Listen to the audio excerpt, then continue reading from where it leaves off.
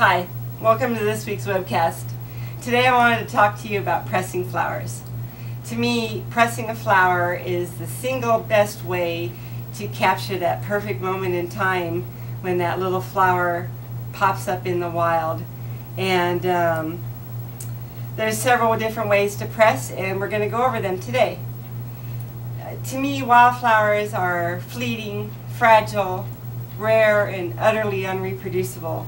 They're fleeting because literally you'll see them one day in a field all beautiful in the sun, and you'll go back in a day or two to get some more and they're gone to seed. So you have to act when you find the wildflowers.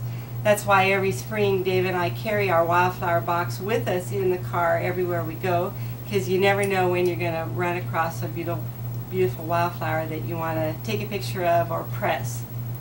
They're fragile because they simply don't make good cut wildflower. They don't make good cut flowers in a vase. They'll wilt in your hands before you can get back to the car, or let alone a vase full of water. And they don't make good dried flowers most of the time. The blossoms will fall off. You can't put them in desiccant like a nice garden rose. They're just way too fragile for that. And you can't transplant them. Trust me, we've tried. You can't reproduce the soil that they grow in, and you can't reproduce that 6 inches of forest duff that they love to climb through. And most of them have huge tap roots that you'll never find the end of, and you'll kill the plant trying. They're unreproducible.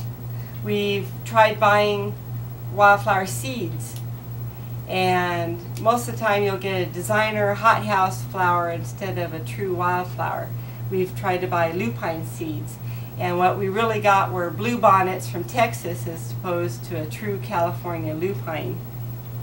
And we've tried gathering the seeds ourselves in the wild, but it's impossible to reproduce that 3 months of winter that the seeds spend under the snow getting frozen and scored and ready to pop in spring. And then our soil at home is missing the enzymes that they need. Say like lupine needs a very specific enzyme to fix nitrogen, and our soil doesn't have it. So bringing home the seeds all the way from the wild just doesn't work. And then there's always an unknown factor of a wildflower that makes it special the way you find it in the wild. There's a flower called canterbury bells or desert bells that grows in Southern California. When it grows in Moreno Valley here, it's a deep purple flower with a deep bell shape. But that same flower growing just 30 miles away in San Jacinto is bluer with a shallower bell. Who knows why? Is it an enzyme? Is it the temperature? Is it an insect? You don't know. And so that's why it's so special when you find them in the wild. Now, presses. This is the first one I had. It's nice. It comes with these long bolts and wing nuts here, which frankly are very inconvenient and inefficient to try to put back together on your lap, in the car, in the wind. So I don't like that press at all for using. I found this children's wildflower press, which is a little better because it's got these nice chunky bolts that you can use. And it works a little bit better, but it's still pretty inefficient.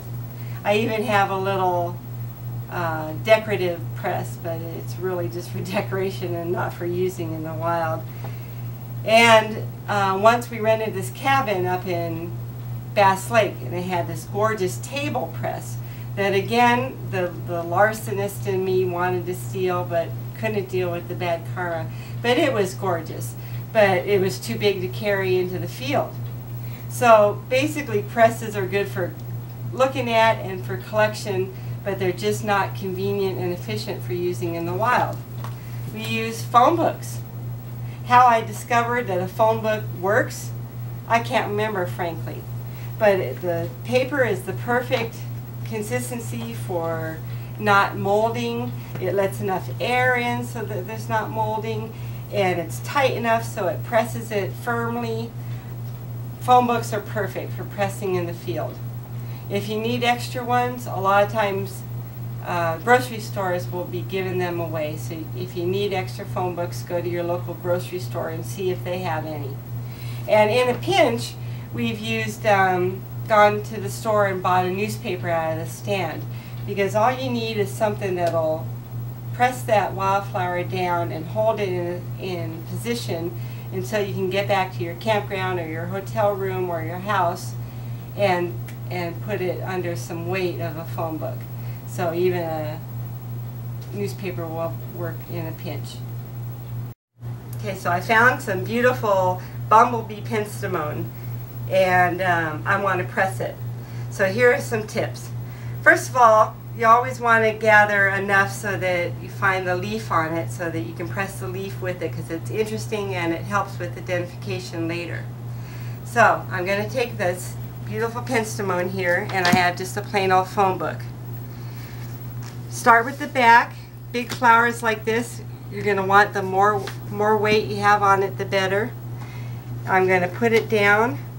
I usually put the opening of the flower towards the crease of the phone book, and then you just simply lay it down and close it.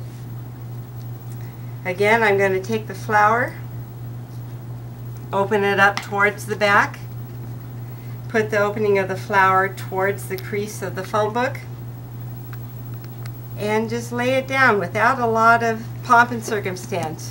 I find the more you fuss with it, the more trouble you're going to have, and it's easier if you just put it in there and close the book. So, I live in the desert here of Southern California, and inside a phone book it takes about 7 whole days to dry a wildflower. And I've been drying these ones here. I found this beautiful Canterbury Bell just a week ago, and here it is beautifully dried. Look at that, how beautiful it came out. Here's another one next to it, and let me get it out. And there it is, beautifully dried 7 days later. So I have these beautiful pressed dried flowers that are ready to go. Now I like to laminate them for most of my projects, whether I put them in an album or a frame. I find that hot laminating them keeps them in perfect condition. So I wanted to show you how I do that. I buy just from Office Depot here or any of the office supply stores laminating pouches for laminating machines. Now I don't have a laminating machine, I just use my iron at home, and I thought I'd show you what I do. Take one of the pouches here, open it up, and put the dried pressed flower inside it. Make sure it's how you want it, because it's going to be permanent. Then I take my iron, I have it set on the highest setting below the steam settings. So the highest that goes below steam. And you can use a piece of wax paper or something like that over it, but I find that you can just put the iron straight on it. I like to work from the crease, the attached crease side out, make sure it's nice and flat, and then just start ironing. I put a decent amount of pressure down, but not really hard. And you just iron it down there. I've put a piece of poster board down on my table so I don't hurt the table. You don't want something too hot, and you don't want something too soft. Turn it over.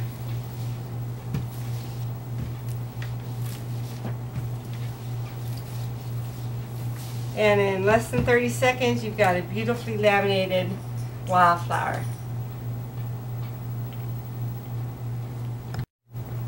And then once it's laminated like this, you can put it in an album or a frame, or just hang it as a sun catcher just like this on a wall or a window. So you're ready to go once it's laminated. Thanks for watching. We'll see you next week. Bye-bye.